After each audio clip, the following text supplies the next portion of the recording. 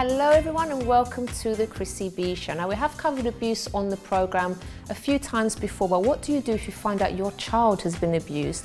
I'll be speaking to Denise Hubble from MOSAC, Mothers of Sexually Abused Children, which is a voluntary organisation supporting all non-abusing parents and carers whose children have been sexually abused. I'll also be sharing my happy tips with you, and today I'll be giving you 10 tips on starting over if you've messed up.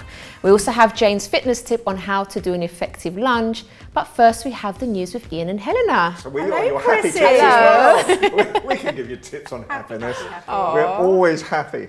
How are you? We may not know what we're talking about, but we're always happy. At least you've got good news. We always say it with a smile. Good, good. That's what I like on this show. Absolutely. So, what do you have in the news for us today? So, the Duke and Duchess of Cambridge were at the Palladium watching the Royal Variety performance and had a great time. So many people were there. How do you know they had a great time? Well, they Maybe did, they just felt they had to be there. there. They did actually. There were lots of laughs and things okay. and naughty things going on. It was everyone who's everyone. Showbiz were there, and all the sort of divas, and Shirley Bassey was performing. One Direction were there, and Harry Styles, very naughty, asked how her bump was. Oh. And so, you know, just silly things like you've that. You've always got to be very careful of these things, because there's a story years ago about Jimmy Tarbuck. And Jimmy Tarbuck, as a young comedian, was on Royal Command, and he went over his time limit. In fact, he was 19 minutes over his time limit. And 19? 19 minutes, and he thought it, because he thought it was going so well. And then the Queen came down the lineup afterwards, and she stopped at him and she said, Mr. Tarbuck, she said, yes. He said, do you know you've maybe been 19 minutes late? Oh dear. How would you be able to do that though? Because you'd have little earpieces. They don't, probably ignored it. Well, they couldn't stop it. By 19 minutes. Sometimes, as you know on the show, you don't always hear a voice in the earpiece. It happens. I think he was just enjoying he himself learned too much. He learnt quickly. There's another very quick Royal Command story, is that the Queen Mother was walking down the lineup one time. She was the royal person that night, and Tommy Cooper was there, and she stopped beside with Tommy Cooper, and he said, Mom, he said, do you enjoy football? And she said, well, not really. She said, can I have your cup final tickets then? Naughty. Your Tommy Cooper stories. Tommy Cooper stories. So we've got Bono, U2 frontman. After doing the Band-Aid 30, he straight away when he left had a really serious bike accident. Oh. So he's plated, shattered shoulder, 3 plates, 18 screws. He's quite injured. Oh dear. I'm not such a fan of Bono, I have to say. But he's I Of course, we're very sorry. You weren't sticking pins in dolls by any chance. No, I'm not. But I think he's got a huge ego. But I did find out that the sunglasses that he's worn for years and years, it's to do with it's a disease, isn't it? It's a disease of the eyes. Glaucoma. Yeah. Oh. And I always thought he was just trying to be cool. So maybe that's an unfair See comment. see how we misjudge people sometimes? We don't know really what's You have going to be on. so careful.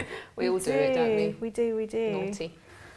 Duchess Kate hosted the Place to Be Awards, which is lovely. I don't know too much about it, but it's charity-based and it's providing mental health for children, which is fabulous. So everyone came to Kensington Palace. Yeah, really good.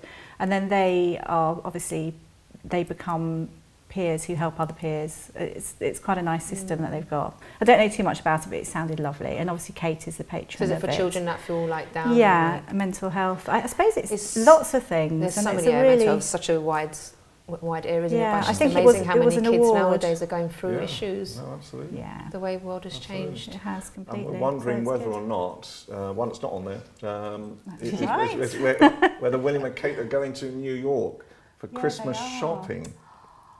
They say it's for a but London's so nice. They say it's for shopping. some charity do, but they're going in, from what we can say, because it's American, they're going into Macy's, Fifth Avenue, for their Christmas shopping. So I'm expecting my sort of stars and stripes socks rather than the ones I'm wearing tonight. I wonder if they'll shut everything down for them just so they can walk around, do you think? Oh yeah. Prior to the shops opening, I think they do a run round. Yeah. But it's really snowy, isn't it, at the minute?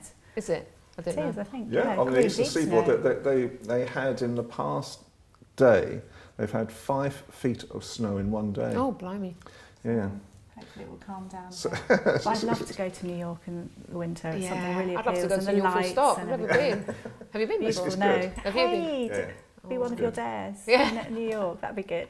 Yeah, my challenge: go shopping in Macy's. Try and buy everything. See how much I can buy in 1 hour. Coming with you. Yeah. If anyone wants to sponsor our trip to New York, absolutely, let us know. Oh, it'd be lovely, wouldn't it?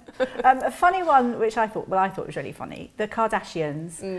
They did some filming for the show in Thailand, and Kim Kardashian fell in love with I think she was 13 and her name was Pink, and decided that, it's a young girl, decided that she wanted to adopt her. I mean, amazing. Can you imagine her life and everything? When she asked her and told her, and Pink was so excited but declined, because she said that she'd rather stay where she was, and Thailand, because of the tsunami, she wanted to help the plight, and she was, studying. And but I just loved the fact that Kim Kardashian had sort of been turned down in a funny kind of way.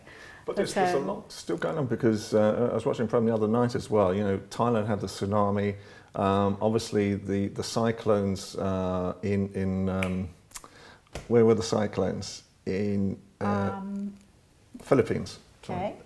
And nothing's happened to them at all at the moment. So, I think at this time of year we should be sort of thinking, I know we're sort of helping all sorts of people with the Band-Aid and different things, but Filipinos at the moment are in crisis again, with the amount of flooding that they had after all these cyclones. There's just so many issues going on around the world, isn't there? You just don't know where to start. You don't know where to start with these things. Yeah, absolutely. But, if we think about them, hopefully, then at least it'll be in the public eye again. If we talk about them, it'll be in the public eye again as well.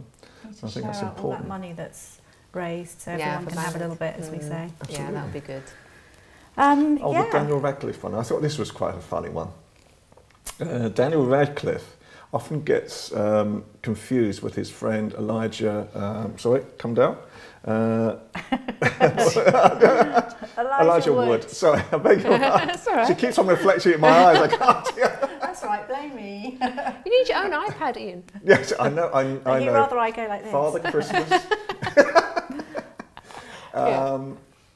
And so he often gets sort of mistaken for his friend. And when people think he is Elijah Wood, he pretends to be Elijah Wood, and he even signs the signature. No. He's even copied Elijah Wood's autograph, and he does Elijah Wood's autograph. That's naughty. He enjoys slipping into other people's characters, I think, because he's not. Then he's not known. He can wander about. No one knows who he is. All right. That's quite funny. Benedict Cumberbatch, who I absolutely love. Yeah, you keep going on about him. I do like him a lot. I do. Actually, I do want to go and see the Imitation Game, which is fantastic. But he is actually supposed to be distantly related to the Enigma code breaker Alan Turing, who is, what the whole film's about. I do doubt it slightly. It's something to do with the Earl of Somerset, 1373. He's the 17th cousin. I feel that actually, if you start looking back, everyone's related to everybody. Oh yeah, that's true. It was like our story last year. It's quite true that George, his ancestors, is related to Beyonce, didn't you? To there's Beyonce, there's Vlad the Impaler. And there's also a Chinese dynasty as well. So blimey! Yeah, I wonder who we're related to. We're related to royalty. Everybody. Yes, that's right. We've got time for one more. Have we? Yes, we have. Hey. So excited when I said I've just got more time. I don't know, what should we talk about? So Jerry Halliwell, congratulations to Jerry Halliwell, who is getting engaged to Christian Horner, who is the F1 boss. But she did it in a nice way, like Benedict Cumberbatch. And it was released in the Times, so everyone found out that way, rather than do the huge hoo-ha that goes with it. Yeah, so nice. Yeah, good for her. Glad for her. So what I've decided to do I'm trying to read you, and I thought we finished a little while ago. I was just going to say, what I quickly decided to do, I'm going to put a notice in the Times, and that's my Christmas present list. Oh, that means you won't get Father any presents. Christmas, please. Oh. Well, so I think we've got time for one more before the break. So Jessie J, very broody, and wants children, and she actually had quite a sad upbringing and childhood, because she had a heart condition, took beta blockers, which turned her green. So when she was at school, she was actually picked on quite a bit, and I think she had little heart attacks or strokes and things. But as a result, she never ever wants to dabble in celebrity sort of drugs and various things, and wants to be a really good mum. And her mum and dad are her role models. Oh, that's nice. You sort of don't think that about Jessie J, do you? But she's so confident and stuff, isn't she, today? That's great. Good on her. Yeah. All right, thank you so much. Thank you. And we'll see you again on the next show. You will indeed. Thank you so much. Okay, so do stay tuned, because after the break, I'll be sharing my happy tips with you. For those of you that say, I've messed up my life, what can I do?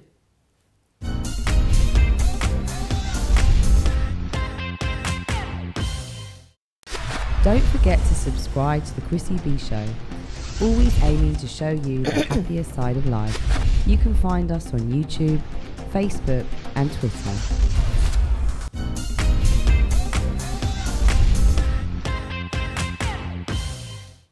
Welcome back to the show. So now it's time for my happy tips, and today I'll be speaking about 10 things you can do if you've messed up.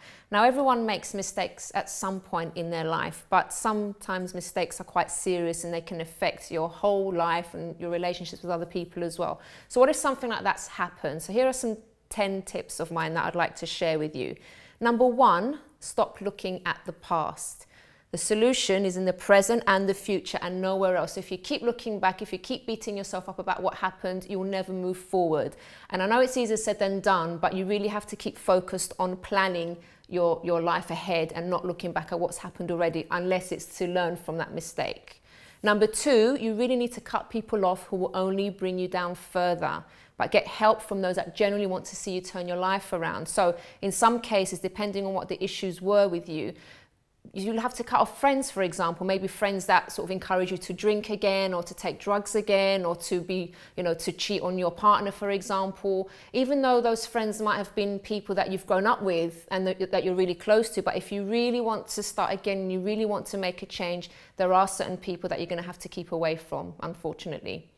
Number 3, one step at a time. Don't try to fix everything at once. So it took a while for you to get into a mess, and it will take a little while to rebuild yourself again. But be patient and don't expect too much too soon. So set yourself small targets and take things step by step. Number 4, start to make choices that you know are right and start now. So if you consistently make right choices, changes will start to happen. So as before, you kept making mistakes, you kept making choices that would lead you into trouble. So this time, change those choices, start picking the right things. If you keep doing them, things will gradually start to change. Number 5, look at your goals. Now, I would say write them down on a piece of paper and look at them every single day. There's something about writing things down and looking at things that really kind of stimulates the brain, and you have more confidence, you have more drive to do things. So make sure you write them down, put them somewhere like you can see them every day, just to remind yourself every time you wake up, you know what your goals are for that day. So I'm going to reveal the other 5 points after this video, and this one's with Hannah Richards.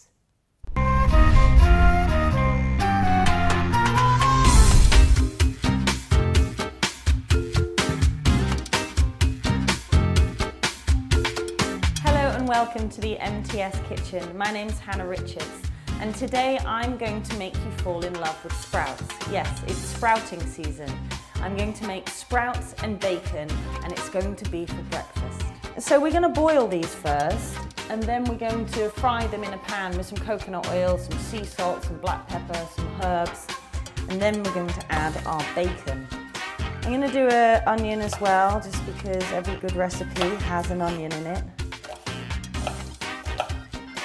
Then we've got bacon, and this is, I think it's best to use the streaky bacon rather than the back bacon, just because it has got more fat in it, and therefore the fat in the pan will give the dish a lot more flavour.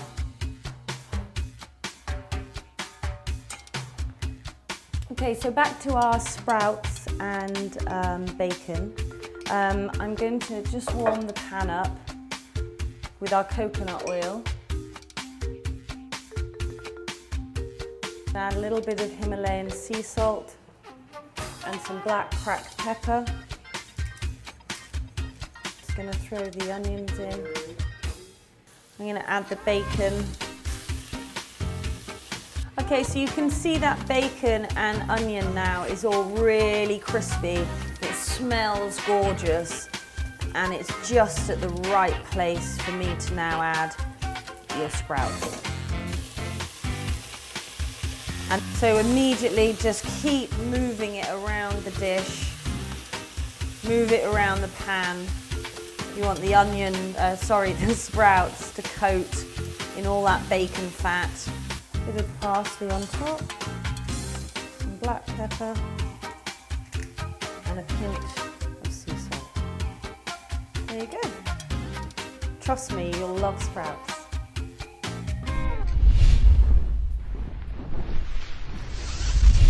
Thank you very much, Hannah. So let me continue now with the rest of the tips on what to do if you've messed up. So we covered the first 5, so let's go to the next 5.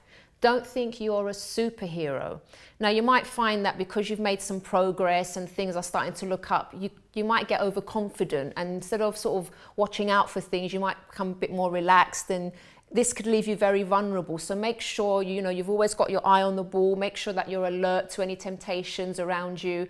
Don't become overconfident, because, you're human. You can slip up again, but the important thing is just to carry on and make sure you watch out for things.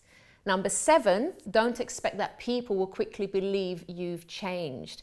Now, maybe in the process of, all the things that happened, you've hurt a lot of people. You might have made people at your workplace, for example, mistrust you. You may have hurt your partner. And people aren't really sort of maybe that willing to give you a second chance at the moment. So it's going to take a bit of time to regain their trust. And you'll only regain that trust if they see that your new behavior is consistent. Unfortunately, it may be a case that there'll be some people that won't ever trust you again, but that shouldn't mean that you have to stop trying, because, as I said, you need to rebuild your life. You need to start again, even if other people that maybe you've hurt in the past don't believe in you. But there's a good chance that they will once they see that your changes are genuine. Number 8, if you think that changing is too hard, remind yourself of the consequences of not changing. It will get tough. You will get tempted to go back to, to the old you. But if you have in mind, the things that used to happen, how you used to feel, how bad you felt about yourself when you did get into that, when you were in that life, that will kind of wake you up, give you a wake-up call to see, okay, I'm going to carry on, even though it's hard. I'm going to break through and I'm going to make this. Number 9. Every time a negative thought comes to mind, immediately say something positive out loud if you can.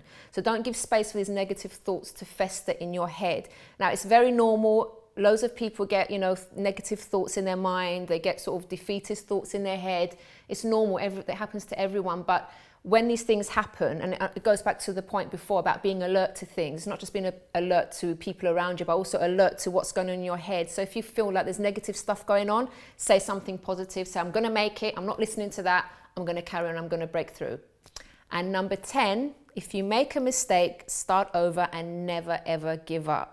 So if you think about it, you were quite persistent before and brave enough to do maybe what was wrong before, so you can use the same characteristics to actually do what's right now. So yes, you might slip up, yes, you may make a mistake again, but it doesn't mean that it's all over. Just be persistent, pick yourself up and keep going.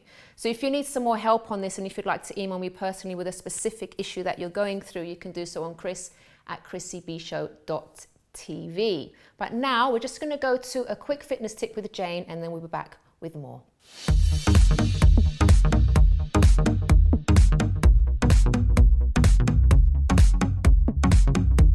Hi guys, welcome to your fitness workout tips with me. I'm Jane Wrafter. I'm going to show you today how to do a lunge properly. So a lunge is a really good exercise. It strengthens and tones up the legs and the glutes, which especially for women and for guys as well actually is an area we all want to target. So when you do a lunge, what you should remember is that your spine stays really tall. So you don't lean forward into your lunge, you stay tall. Your feet are hip width apart, and as you come down, your weight goes predominantly into your front heel. It's working your front leg. A lot of people think that when you lunge down, you're working into your back leg. That's not true. Your back leg's just for balance. So you're working into the front leg, and you've got to avoid the leaning forwards, and you press back into your heel. And with lunges, a lot of people do make some common mistakes. One of the common mistakes people make is that they lean forwards with the body. So you need to keep your body upright and bend both knees. Both knees bend, not just the front knee. You don't want to be loading weight into your front knee. Another common mistake is that the pelvis can shift forwards when people lunge like this. So I always say to people, put your hand under your bum, pull back and then sit on your hands. So your weight's going slightly back behind the heel on the front leg. You should feel it here and here, not in the knee, here and here. Nice straight spine and lower and lift. So you lower down as low as you can and then lift. And it's really, really good exercise for the bum and the thighs. So go for it, guys. See you soon.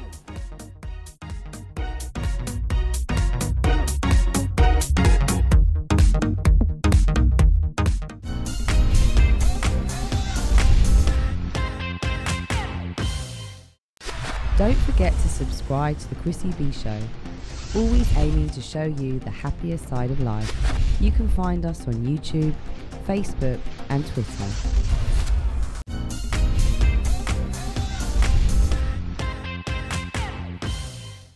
Welcome back to the show. Now, before I meet my next guest, let's take a look at this video.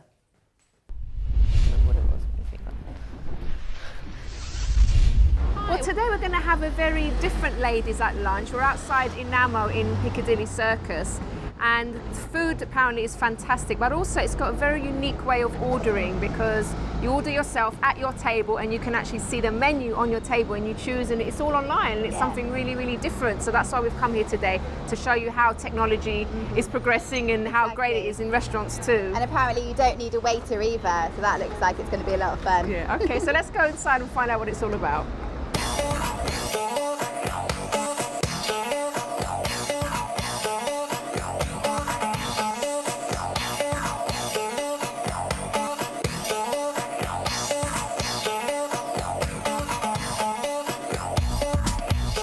As you can see, we're seated ready to order our meal, and there's a little red button that we're going to press very shortly. You're going to see everything come up, and you can see already that all the tables have got different images on them, so it's exciting. I can't wait. So if you come around and take a look what we're going to do. Right, so I'm going to press this button here to activate everything. So the first thing I'm going to do is change the look of the table by pressing ambience images. And you can choose the different, what you want on your table. So say I want the meadow. So you can actually change it. This is fantastic. Or I want this, you can't touch screen, sorry, I keep doing it wrong. It's this one here. So I want a big flower. Pretty. It's lovely, isn't it? Or I like the beach thing. So when did it first open, and how did the idea come about? Well, about 8 years ago, my business partner Danny and I were sitting in a restaurant, and we thought, wouldn't it be great to have another drink? And we couldn't attract a waiter's attention. And we thought, wow, it'd be amazing if you could reach down, touch the table, and your next drink would arrive. And so the idea really snowballed from there. We thought, well, not only could you have the great functionality of being able to order, but you could be able to customize your table surface and look at video of what's going on in the kitchen, and play games and see what you've ordered and request your bill when you're ready to leave. So kind of expanded from there. So why would you say people should come here, and what's so special about it? Well, obviously we've got the unique interactive tables, which you can't see anywhere else in the world apart from our 2 restaurants and one of our licenses in Holland.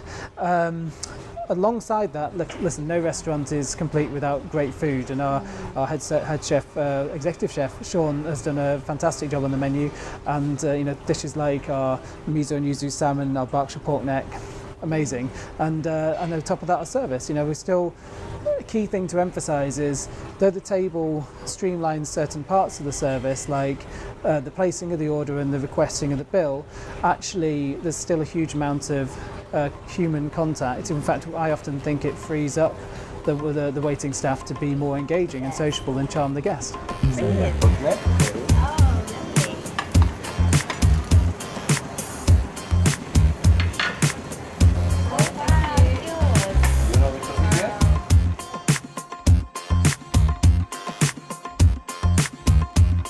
Okay, so we just received the main meals now. We're going to tuck in and see what it's like. So I've got the steak, Bianca's got the pork.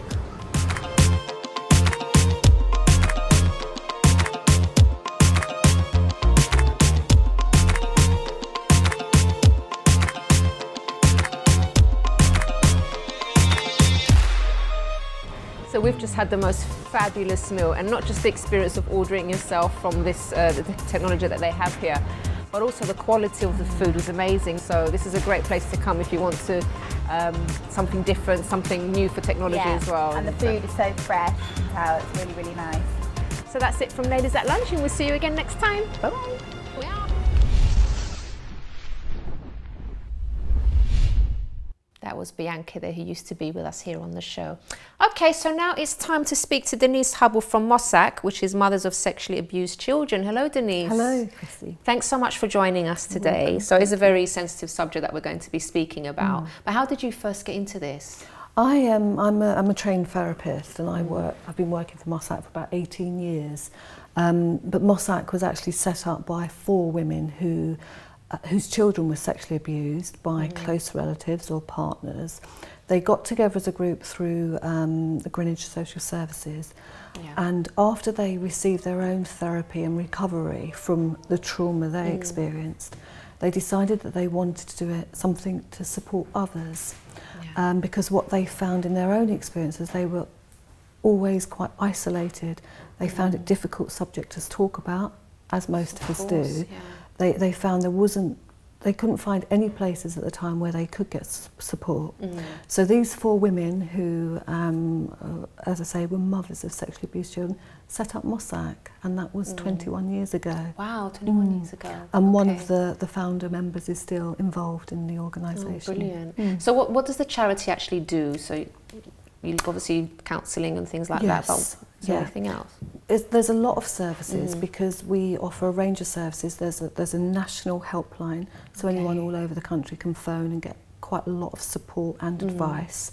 We run an advocacy service that supports people through the court process, through the criminal injuries compensation, and then the therapeutic service, which I manage. We offer therapy to all the non-abusing parents and the children, and the idea is that it's a real holistic approach, so that you support the parents so they're strong and they're more resilient to be able to support the child who's been traumatised, and that way it's much more effective and the recovery can be a lot quicker.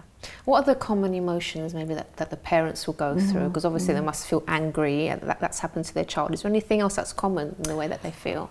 One of the most common, if I were to say which is the most, is the feeling of guilt that they feel, because everyone wants to protect their child, and they believe that that's what their job is, to protect their child.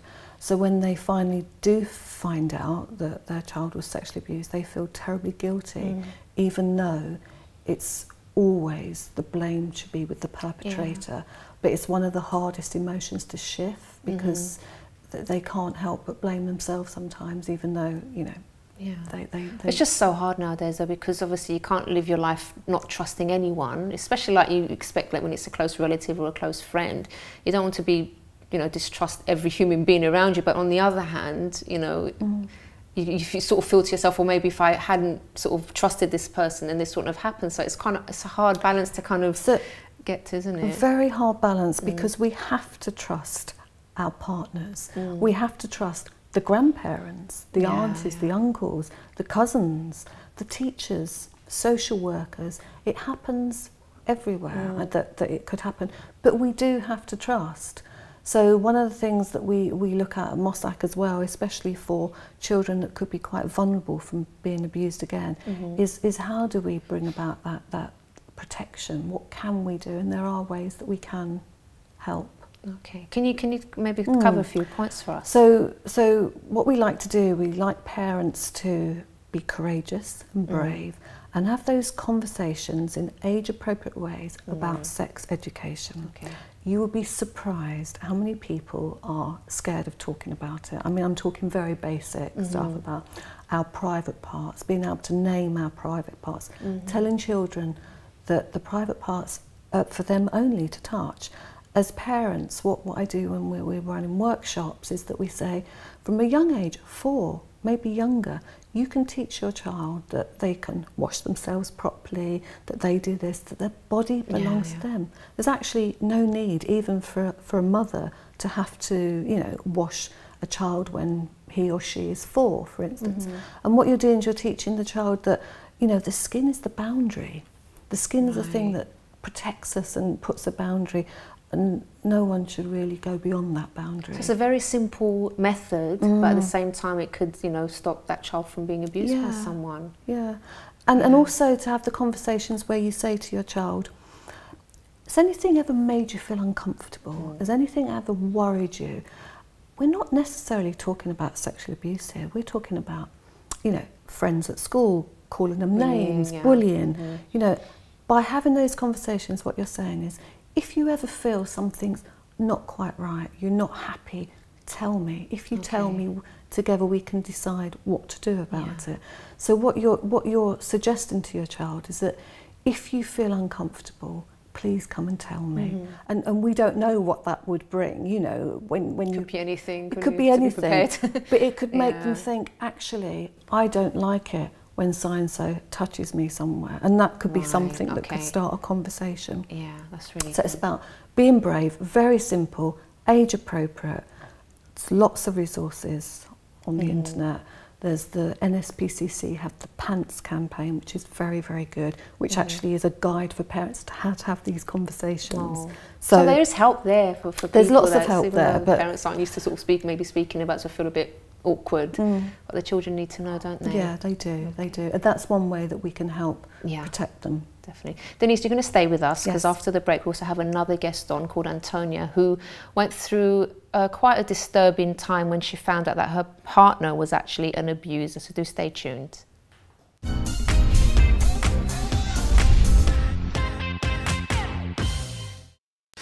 Don't forget to subscribe to the Chrissy B Show, always aiming to show you the happier side of life. You can find us on YouTube, Facebook and Twitter.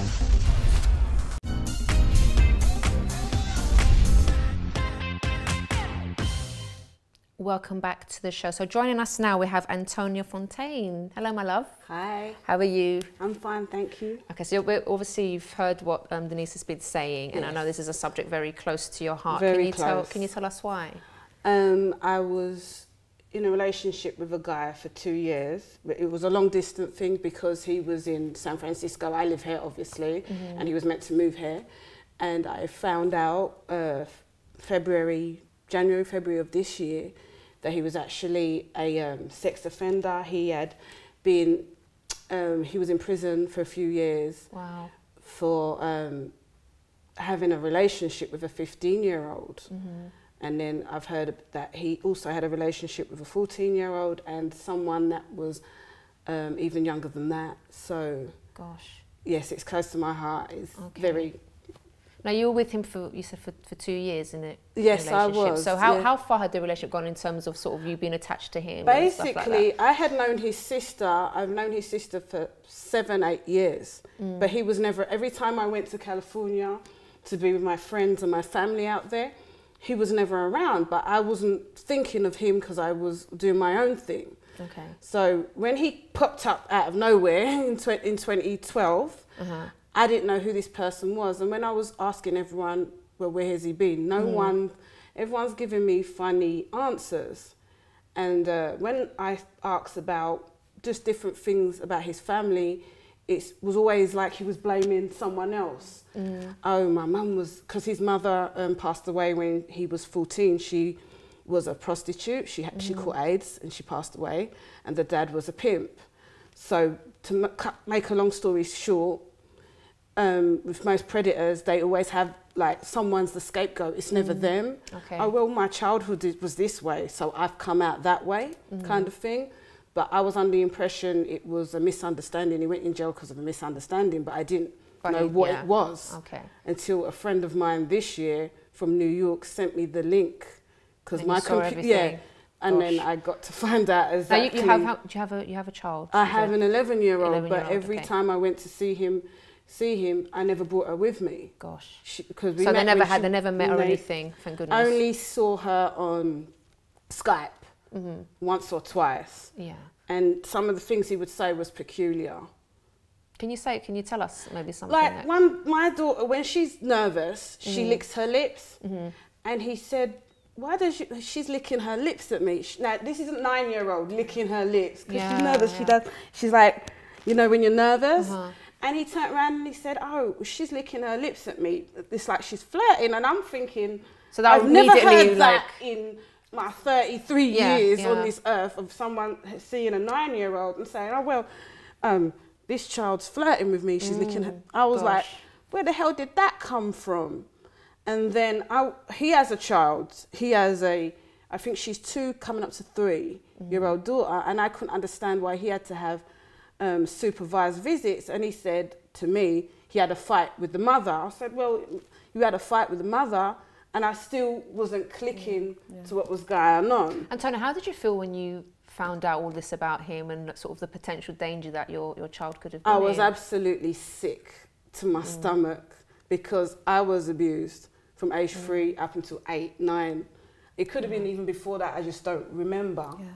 And it took me over 20 years to even admit to my parents what I had gone through. And I nearly put my own child in that situation. You know, I think if I was not abused, my life would have been completely different. I wouldn't have been the angry teenager.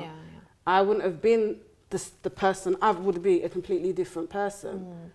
But, you know, thank God it didn't happen with your daughter. But let's help now the view. Thanks for sharing that, because I know it's a difficult thing to talk about, Antonia. But let's now sort of maybe help parents kind of look out for the signs. So obviously that comment that he made was disgusting. And obviously there's the comments like that we need to look out for. Are there other things maybe in the behaviour or something that maybe parents could pick up on? Although some people are very good at hiding things. Well, all sexual offenders are very clever, very manipulative, very controlling. Cunning as well, very cunning. And they will carry out their ways of being with children in absolute secrecy, and they will do things to deflect their behaviours. So it's very, very hard, and you can't blame yourself, and you know, parents can't blame themselves, because they themselves have been duped and manipulated and controlled by these sexual offenders. That's very, very common. But the comment that you mentioned about seeing a child licking her lips as if that's sexually provocative, you know, that's really bizarre. Yeah, bizarre. I was like, where did that come from? If you ever see a child in that way, then you'd need to question, why are they thinking that? And quite rightly that you did. The signs are very, very difficult. And the reason for that is because before a child is sexually abused, that child will be groomed by the perpetrator over quite some time, so they will be used to feeling a little bit uncomfortable. There'll be inappropriate things like your comment, they become the norm, so that they become used to it, so that by the time a child may be sexually abused by a perpetrator, they're already trusting that person. And that's where it's very, very difficult. If your child, the one thing that as parents, because we want to give hope and we want to sort of show what we can do, if you feel there's someone close to your child who is overly interested, which is hard, because if it's a parent, then you'd want them to be interested. You know, you look for those signs. If a child feels uncomfortable for whatever reason, you know, watch that, things like that. But it's very, very hard, because most perpetrators will do it in such a manipulative way. Right, definitely. Now, I know obviously, like, when you haven't gone through this, and other people nearly gone through it, but other people that have gone through this as well, they kind of find it hard, especially in a relationship, to kind of even trust someone to be with. But obviously they can't sort of shut off from being happy themselves and having a relationship and stuff. So what would you advise in that case? Because it must be hard to sort of trust again, or... Well, if a person, if I meet a man and he starts giving my daughter gifts straight away, that would give me a red flag, because I just met you, so why do you want to give her gifts straight away? Absolutely. It's just certain things you have to look out for. If they're overly interested, and he really wanted to know where her dad was at. Oh, really? And that so was asking love. But her dad is he's a great father. So he was around, but he knew I was seeing someone, but he didn't know everything about the person. But obviously, neither did I. So he was trying to find out maybe if the dad, if her father was around, and how if he'd be a threat to him. Yeah. So he was trying to find out all the info. Okay. Basically. So like inappropriate questions as well, another sign. Okay. And his family were very secretive.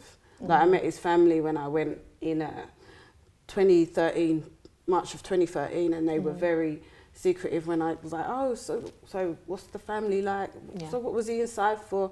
Oh, didn't he tell you? Well, oh, it's not for me to say. And then I'm like, something's just not adding up. I mean, that's a good sign for any relationship, even if you don't have a child, for example, because we always talk about this on the show, that when you meet someone, it's good to ask questions about the person, get to know their family, see what the family's like as well. But if you're getting all this secrecy, something's not right. Something's not right. You need to question that. What we fail to do sometimes is trust our instincts, you know, and if they all add up. The trouble is it becomes familiar. If you get used to those secrets and those ways of operating, it all becomes too familiar to you. So trust your instincts and talk to other people. When you feel something's wrong, it's really important to talk to other people and get another opinion. You know, what do you think about this behaviour? Because if you feel ashamed or if you feel embarrassed, we're more likely to keep it in and not reach out. Talk to family and friends and you know, share your concerns. I think that's really good advice for parents and for children. And Google will definitely tell you something. It's true. You can't have to be like detective sometimes, don't we? Sometimes just to make sure. Yeah, definitely. But you know what, I want to leave the viewers also with some, because it is a difficult subject that we're speaking about, but also we have to say that there is help. Like some people think, oh my God, I'm never going to get over this, or my child's been through this, or I've been through this. There's no, you know, my whole life is going to like just be affected forever. That's not always the case. It's not, because there's always organisations that can help you. You can get over things and you can lead a normal life, and that's why there is so much help nowadays, isn't there? Yeah. There is a lot of help, and we offer quite long-term therapy, because I think, you know, sexual abuse does cause a lot of harm, because it breaks down self-confidence and it contributes to feeling really low about yourself, and then that kind of becomes a vicious cycle, really. But we work with the women, we work with the children, and it's a real privilege. I feel really lucky in my job, because I see people who come who feel so bad about themselves, so traumatised, and they, not just the therapy, but they get support in their own lives, and they feel more empowered and liberated, and they've learnt a lot. What you've said, you've learnt a lot about the signs and symptoms. You've learnt about trusting yourself when you are in relationship with others, trusting your daughter. And you know, I've had the privilege to work with families that have recovered from the most horrible traumas and devastation. But one thing, he didn't meet my daughter, so she hasn't been, thank God. But I would say one more thing: a lot of women and men who have been abused, because it's happening to a lot of men, they're suicidal. That's another thing, suicide. We need to address that. Yeah, definitely. Well, we can't do it on this show. We've run out of time, unfortunately. But thanks, ladies, thanks so much. Thank you so much for sharing your story, Antonia. Thank you. Thank you, Denise, for all the lovely advice. Thank you so much. And I wish you all the best with everything, both of you. All right, so we have reached the end. But if you want more information about MOSAC and all the guests that we've had today, you can visit the website chrissybshow.tv. And if you want to email me personally, if you have a success story you'd like to share, or you know, like a personal story that could help others, please do email me on chris@chrissybshow.tv. Bye-bye for now.